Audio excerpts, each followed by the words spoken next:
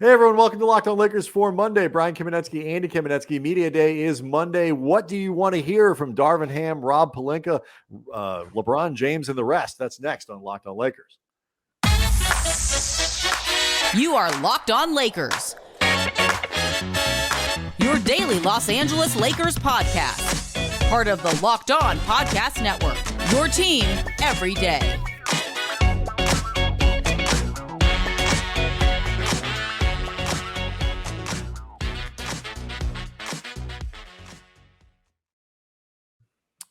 Thanks to everybody for making Locked On Lakers first listen of every day, Monday through Friday, no matter how you get your podcasts, where you get your podcasts. Andy, we're never going to charge you for it. We charge the company. We don't charge you. But it's never going to be behind a paywall. It is always going to be free for you, our listeners, our viewers on Locked On Lakers on YouTube, where we recently passed 8,000 subscribers. Thank you, everybody, for that, helping us grow this channel really quickly. Great community of commenters and all that that are developing around there. It's actually like a shockingly fun and reasonable place to read Lakers stuff. People are good to each other. I like it. And we know the difference. We know the difference because we used to run the LA Times Lakers blog, maybe 15 years ago when comment sections were first starting to become a thing, comment communities. Let me tell you, that place was a cesspool. It was insane. It was ugly. Yeah, it was not cool. It was Reddit. Not universally. There were a lot of nice, good people in it, but there were some.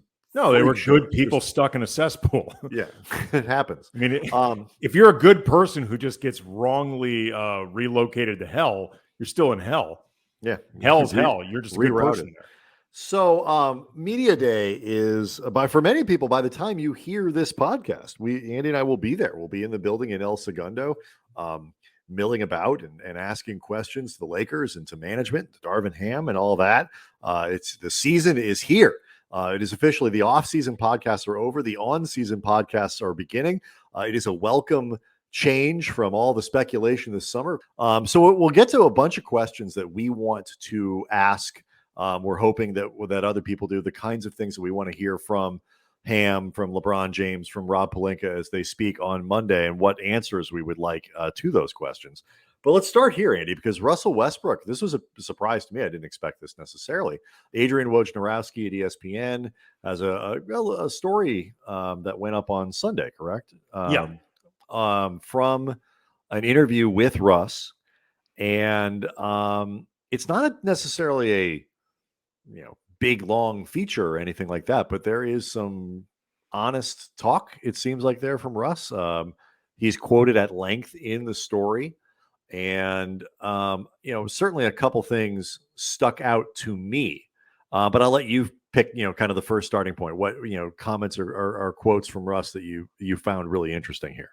The one that jumped out at me the most, just because I think there's a lot of different ways it can be taken, and also a lot of different ways that people are going to read into it in terms of what it means for Russ heading into this season, because it's very well known that the Lakers have been working very hard to trade him. They've been in talks with the Jazz, and talks with the Pacers, maybe the Spurs, maybe the Knicks. And Russ had been aware that they were looking to trade him. And we know that beyond the fact that he's not stupid, but from the remarks made by his now ex-agent, Thad Fouché, which acknowledged the failed efforts to move Russell Westbrook, and why ultimately it meant that Russ's best option was to really just lean into what Darvin Ham and the organization wants from him this coming season. And Woj asked Russ if he feels wanted by the Lakers. And Russ said, quote, "I don't need to. I need to just do my job. Whether I'm wanted or not doesn't really matter. I think the most important thing is that I show up for work and I do the job like I've always done it. Be professional and go out and play my ass off and compete." And that's one of those things where, on one level, Brian, that is 100% correct. Like, in certain respects, we always hear athletes talk about this is a business. And anybody who's ever had a job knows sometimes you just walk in there thinking this is a job. And I don't always feel appreciated at my job. I don't always feel like I'm being used at my job the way I should be, or to the best of everybody's benefits. Sometimes I feel like I don't want to be there, and I feel like they don't want me to be there, but this is the deal, and I just got to be a professional first and foremost. But it could also speak to a certain amount of detachment. And depending on how Russ defines being a professional and going out and playing his ass off and competing, because as we've discussed before, those definitions can be very specific to Russell Westbrook's worldview. Correct. Could be interesting things. Well, afoot. how about this? The beginning of that quote. I just need to do my job. There's a lot of disagreement about what that job is. And I think, when he says, I need to do my job, and then couples it with the part that you read, that I show up for work and I do the job like I've always done it, be professional and go out and play my ass off and compete. That's the part he's saying. I've always done it that way. I'm a professional. I go out, I play my ass off. And here's what really matters. Does he mean like I've always done it in terms of professionalism, stay in shape, conditioning, give it 100% while I'm on the floor? Or does he mean like I've always done it, which is Russ being Russ? And that's the thing. I mean, there's a lot of the disagreement is going to come about what that job is. And I remain optimistic that there's at least the possibility that this can work. It's not where I put my money. I don't think it's never going to be a good fit, even if it works. I mean, that's the thing. I think if people like an effective operation here, it's still going to be clunky in spots. It's still not going to look like just like when Anthony Davis and LeBron kind of got together and were really cooking well, and you could see it. And like this made sense when it was conceived. It makes sense on the floor when it's operating well. Like the natural complement of those two guys makes sense. It's never going to look like that with Westbrook. It could just be better. And better is monumentally important for the Lakers. I remain optimistic that that's a possibility. This is all printed on paper. Web paper. There's no video to go along with it. I can't see what Russ's face looked like when Woj talked to him asking these questions. I couldn't see hear the tone of how he answered or anything like that.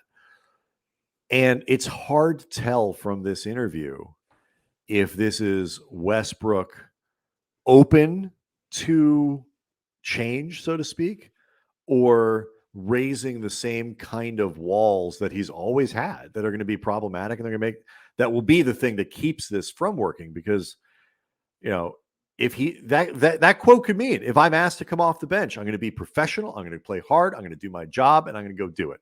He does say, quote, I'm all in on whatever it takes for this team to win. I'm prepared for whatever comes my way, which, as you just mentioned, could be a bench role. It has been well reported that the Lakers have been internally discussing this. I don't think anybody has a starting job secured other than LeBron and AD. That's it. Darvin Ham has talked about Russell Westbrook as a starter. Darvin Ham has been a massive Russell Westbrook advocate and cheerleader, but he has not committed in stone to Russell Westbrook being a starter. He has said that he sees Russ as a starter, but he has not. He's been asked a couple times whether Russ coming off the bench is a possibility, and he has definitely not said no. So, well, I don't think there's. We're going to talk about questions that will surely come up on Monday. I don't think there's any way, shape, or form that Ham throughout training camp is going to close the door on anything. No. I think out of respect, he's going to start. Westbrook is going to start out in the starting lineup, and I think he is going to play that way. But I don't think Ham is going to in any way limit himself with his answers or say things that are going to imply promises or anything else, because it's just he has no incentive to do it.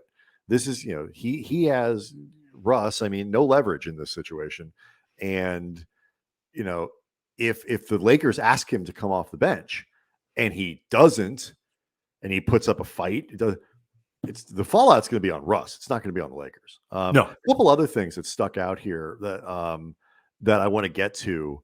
He talked a lot about his family in ways that I thought were kind of fascinating in terms of thinking about last year and Russ's own sensitivities to the way he is talked about, because I know that is something that has long been a discussion on this podcast. So we'll get to that. And then, of course, questions for Media Day next.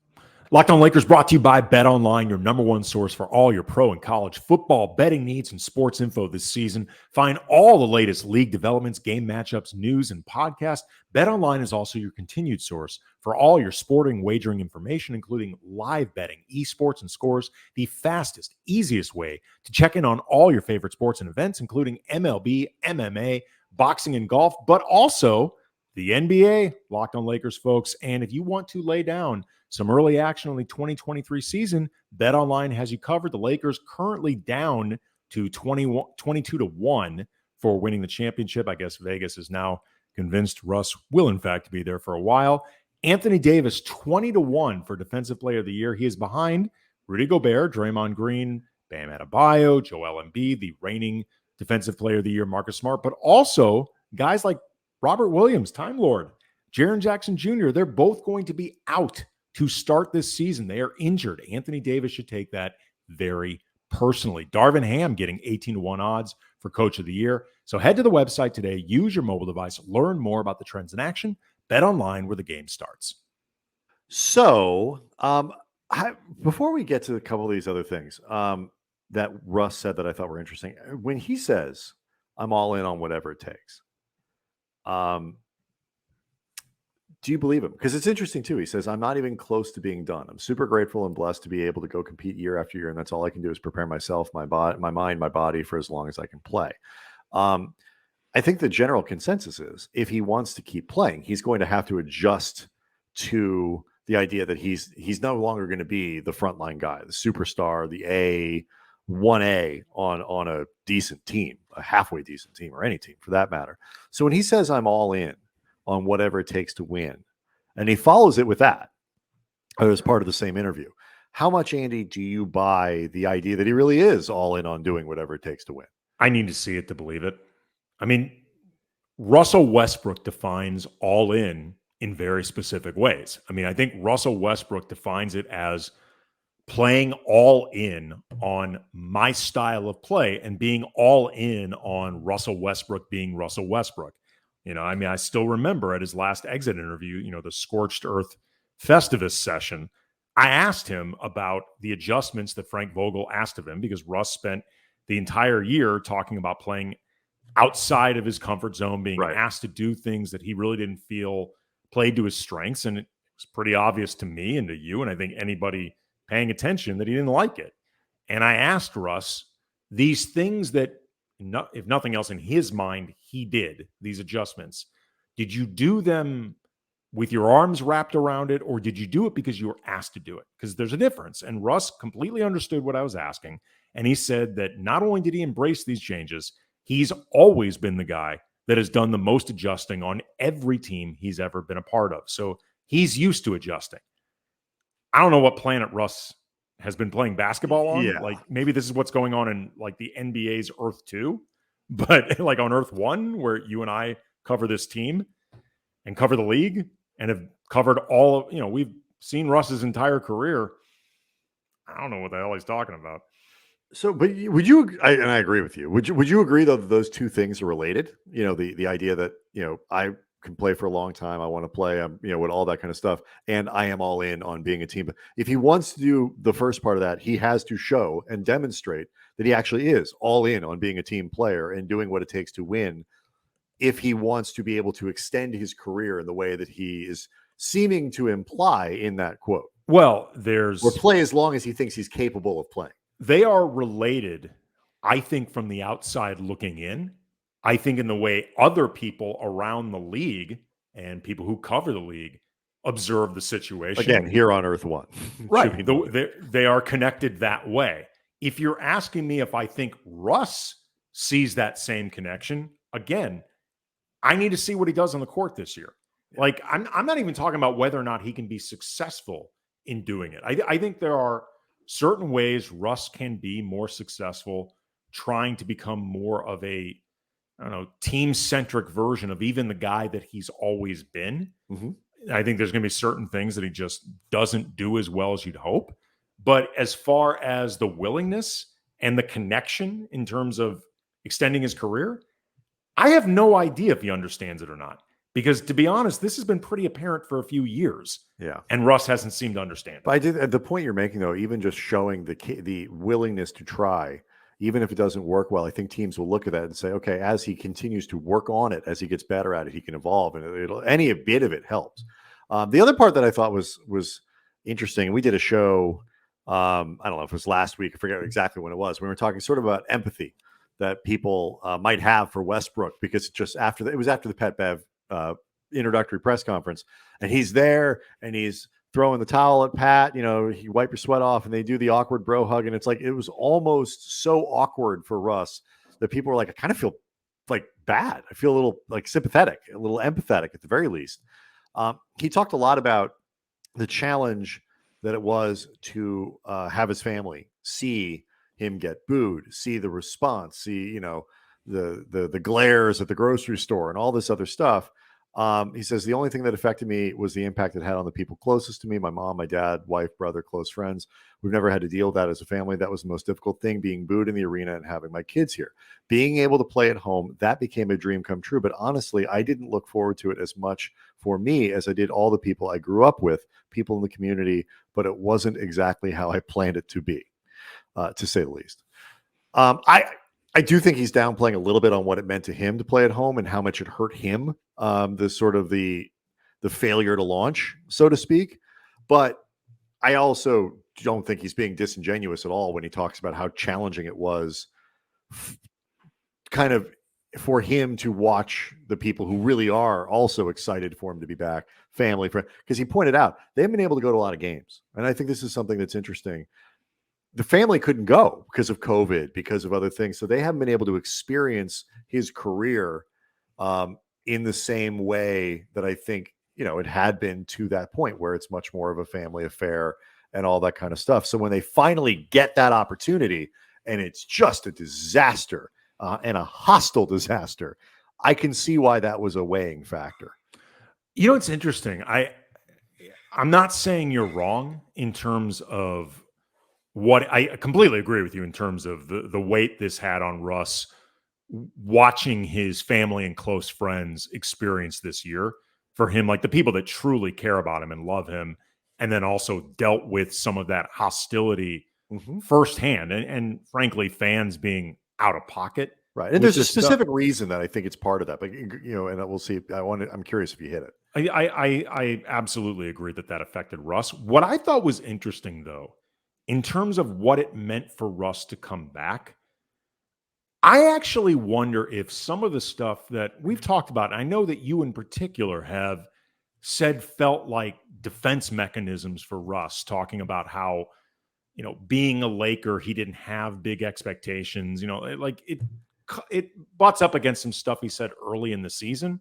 But I actually wonder now if maybe that was the part where he wasn't being as honest early in the season, where really he may have let out the idea that, would I like to be a Laker? Of course I would. And, this is sort of a fulfilling of something that I pictured for myself as a small kid.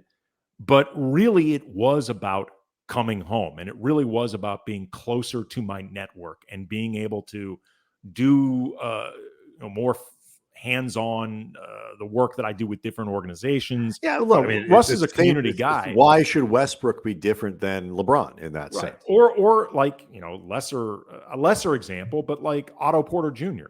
going to Toronto as a free agent. It's very well known. He chose that in large part because his wife is from Toronto, so he's doing something for his family.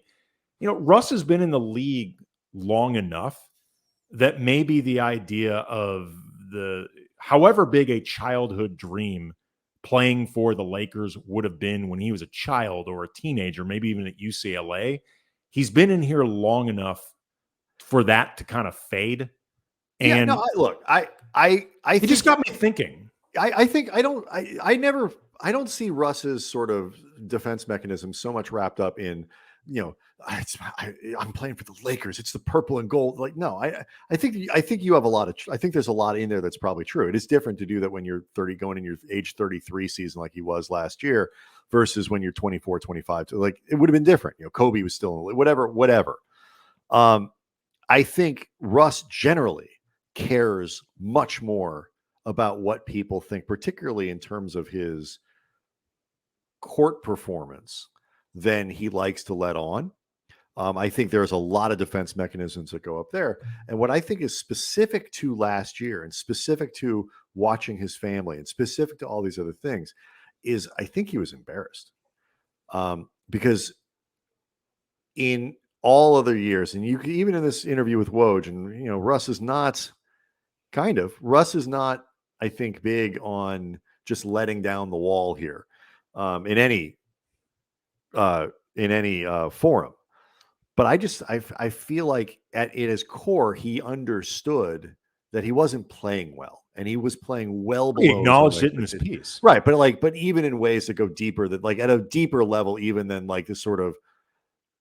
A lot of fans will read this interview, and people, I'm sure, many Lakers fans have already read it as him just sort of saying the obligatory, yes, I could have been better, I should have been better, I could have played. It's not just them, I didn't play well enough, blah blah blah. I'm not really meaning it. I just think he was genuinely embarrassed. I think the whole thing was embarrassing to him. And these are deeply proud people who have worked in ways that the rest of us really can't understand at a level of excellence that I really guarantee the rest of us can't understand. And to perform in a way where you are so far below what is expected and the results are so far beneath what you believe you're capable of, what you believe the expectations are, and all that, it's embarrassing. And Russ has been in a lot of places where he's been criticized, but I don't think he's been in as many places where there's been sustained embarrassment in this way. And I think that was one of the things that was really hard for him last year. And we'll see if they can avoid it this year. Maybe we'll have some questions for Russ, but I'm curious, Andy, if you have some questions that you really want to ask, whether it's to Pelinka, to Ham, to whoever it might be on Media Day Monday. We'll get to those next. Okay, so Monday's Media Day, there'll be lots of questions that are asked of Darvin Ham, of Rob Pelinka, of LeBron, and so on and so forth. Let's pick a couple that you want to run by, that you're really curious, no matter who it's to, and what you think the answer would be. Where would you start? What's one that you're interested in? I guess I would want to ask Rob Pelinka, how satisfied are you with where the roster's at, and how confident are you with where the roster's at? Because they're not necessarily the same answer. But especially given how he and Jeannie Buss both openly talked about not being done during the offseason, and not being done to this point has just meant trading for Patrick Beverley, which both of us liked as a move, but sure, it certainly wouldn't constitute a whole lot of work satisfied. Right. And it's at the very least, when you keep saying we're not done, it's an acknowledgement that we're not good enough. Right. And it's also acknowledged, it really is a tacit acknowledgement of, we've got this, $47 million. Right. I saw somebody on Cam Brothers at Twitter to be like, guys, if the organization wanted him traded, he'd be gone. I'm like, no, that's not how this works. No, it is not how it works. But I would be curious to know just, the caveat with all of these is, particularly if you're talking to Rob Pelinka, you're not going to get a straight answer. Mm-hmm. But depending on how much he allows you to read into the guarded language, it could be interesting. But it's correct, because it's a tricky question for him to answer, because on the one hand, you don't want to sound delusional and stupid, like, oh no, we think this is but on the other hand, you don't want to well, that's why I'd asked him, right? Yeah, because it's so a good question. It's an excellent question. I want to ask Darvin Ham. I got a lot of questions about the rotation and this and that and whatever. The one that I'm kind of from a philosophical standpoint, I want to learn about. I want to ask him what changes in the dynamic between a player and a coach when you move from that sort of top assistant role, which is essentially what he's been, to the head coach, because so much of Darvin's resume is built on that idea of being a really effective communicator with players and being that kind of conduit often between the coaching staff and the head coach, the players, and all that. And because it's a different deal being the assistant than being the head coach. And I wonder if he thinks there are many coaches who believe a certain distance is required from players. You can't quite be as, I don't know if tight is the right word, but something along those lines with your team, or at least in the same way when you are in charge versus when you're the next man over on the bench. And given how important this has been to him throughout his coaching career, I would love to hear his answer on what changes and how he responds to it. He might say nothing. He might say, I'm going to do it the same way. This is what I've learned and how I believe it should be done. But it's the only thing that I wonder about him, just because everything else kind of ticks all the boxes, and you find out, I guess, once he's going. But this is actually a legitimate change between being an assistant and being the head guy. Yeah, I mean, sort of a similar question I had for him, possibly. You have to pick your spots really well with something like this because you likely only get one question. But just how he's somebody that we've talked about before, both as a player and as an assistant. He has built a ton of universal respect around the league. You and I both lobbied very hard for him to end up the hire for this job. We were both very strong. Given the options, I thought it was the best one. Yeah, both of us thought that by a pretty wide margin. But that being said, he's new in this role, and he's going to be coaching 3 future Hall of Famers and a bunch of other players who've been around the league, all of whom have had very good head coaches. So you think Reeves is that good? Yes. LeBron, AD, I guess 4, LeBron, AD, Russ, and Reeves. But how do you build that trust with players like that Good as question. quickly as you need to? The one I have for LeBron, I have 2, and you can comment on either one of them. One, I would love to hear him say, obviously, the last couple of years, he's gone from being Iron Man to a guy much more man than Iron Man. I would love to know how that's changed his approach to things like in-game workload, minutes, the possibility of rest days, and so on, just because he's always been so anti all of that stuff. The question I would love to ask him, though, is just whether I would love to compare this process for signing his extension with previous contracts. What were the priorities here versus what were the priorities there?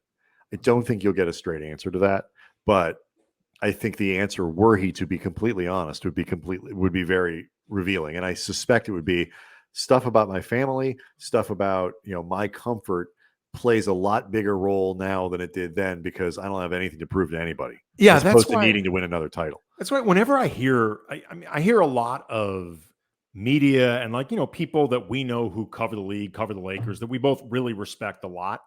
But when I hear them talk about promises that were made to LeBron, that therefore the organization's under pressure to fulfill them, it's guys, obviously LeBron wants them to try to field as competitive a roster as possible. Like to win. He wants to win. Right. Or at the very least, he doesn't want to waste his time. Right. But LeBron is not stupid. And he has to recognize, even with the supreme confidence that he has in himself, that I'd like to think he still has in Anthony Davis and, maybe other people on this roster, he's not stupid. He recognizes this team is, at the very least, for the time being, they're like a second tier-ish type contender. If you want to be very, very glass half full about this thing. And there are only so many realistic options on the horizon, acknowledging strange things happen in the NBA all the time. He knows that the odds of ending up in a serious championship run, they're not non-existent, but they're low. Mm-hmm. If that's really the number one priority, he doesn't extend with this team. Nope. He just doesn't. And you know what? And people, and that's not a knock on LeBron. No, there'll be people who are critical of it, but like he's pushing 40. The stuff that I was talking about before probably should be more important, to be honest with you. Comfort of your family, comfort of yourself. Wants And to the be around idea his that LeBron James, who's going to break Kareem Abdul-Jabbar's scoring record this year, needs to prove anything to anybody at this point is a joke. Yeah, I mean, he wants to be around, both of his sons as they become, very accomplished basketball players in their own right, heading to the next level. Like these are things that it's really. I don't remember. I don't remember if it was in the recent Vanity Fair article or the SI cover story that it was the SI cover story that Chris Ballard did, and like all things Chris Ballard writes, it was outstanding. But I think it was Gloria James, LeBron's mother, talked about how LeBron is extremely outwardly focused on being the father that he did not have. Mm-hmm. Like this is something that really obsesses him. And as much as we can all recognize like the Taco Tuesday videos and some of the other stuff, like there's an element of branding that goes along with this when you're somebody like LeBron James, because every living breath you take is branding when you're at that level. I mean, you're right. No, you're right. You are exactly right. We saw this up close with Kobe, and we've talked about all the time. Kobe is maybe or at the very least brand awareness, because you know that whether you're intentionally trying to form your brand, you know that everything you say or do or there's no separation between those things. You can't be like, I'm on duty, I'm off duty. You're LeBron. You're always on duty. I appreciate you clarifying that, because I didn't want anybody to think I mean it like cynically. No, it's an awareness that you are such a public figure that everything you do is judged and evaluated in a certain way. Right. But as much as, those videos and stuff are done with a branding awareness and, frankly, an awareness of what it does for his sons looking to create their own careers, like he cares about being there for his children. He is an extremely attentive and dedicated father. Right. There's no doubt about that. And I imagine he wants to be the husband to Savannah. Yes, absolutely. His mother didn't have. No question. Let me throw in one before we go that's not related to one of the stars. I would like to ask Lonnie Walker, because he is the most prominent free agent the Lakers signed this offseason. Mm-hmm. Just because there's no clear spot for him in the rotation doesn't mean that reality goes away. I would want to know, like, the Spurs are in a full rebuild developing around young players, but they chose not to extend him. Like, they walked away from you. What about your development to this point do you think led to that? And what do you think that you have in front of you that they could be missing? I both of those things to me are important. The parts where he says, here's where I didn't step up. Here's the stuff that I didn't get good enough at that they would want to keep me. And here's why I think they're wrong. I think both of those things, like, I don't want to ask, why do you think they let you go? I don't know. That's up to them. Well, I actually asked him about that during his introductory press conference, and he admitted it hurt. I'm sure it hurt, but I just mean, like, you'll have to ask. He was why surprised. He was. I would like to know, like, what didn't you get good enough at? You're not. He's a smart young man. Like, what didn't you show in San Antonio that led them to that decision? Do you think? And why do you think they're wrong? What do you think? I don't know what he'd say, but that's for me. Do you have any others that you want to throw in there for non-stars, or we'll just sort of recap it all after Monday? We'll definitely recap it, probably for a few days. Hopefully. It's going to be a lot of material. # content. All right. So we will be back Monday to recap Media Day, all the big highlights. I'm sorry, yes, Tuesday for Monday's Media Day. Locked On Lakers on YouTube is where you go to see the show and all that stuff. Thanks again for all the support there, and we'll see everybody on Tuesday.